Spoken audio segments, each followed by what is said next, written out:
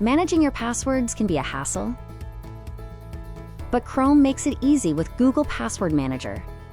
Google Password Manager saves your passwords directly to your Google account, so you can use them in Chrome across all your devices and in some apps. You also have the option to store passwords locally on your computer only. When you sign in to a new site, Chrome will ask if you want to save your password. If you do, it will be securely stored. The next time you visit that site, Chrome can automatically fill in your password, saving you time. Want to see all your saved passwords? Select your Chrome profile picture or the More menu.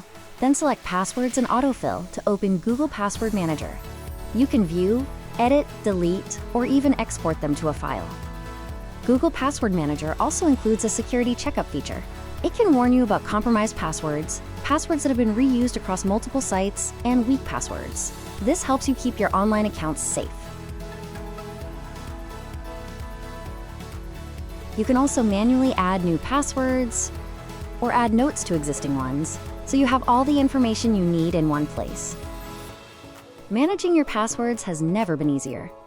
Use Chrome and Google Password Manager to stay secure and save time. For more help, visit the Google Chrome Help Center.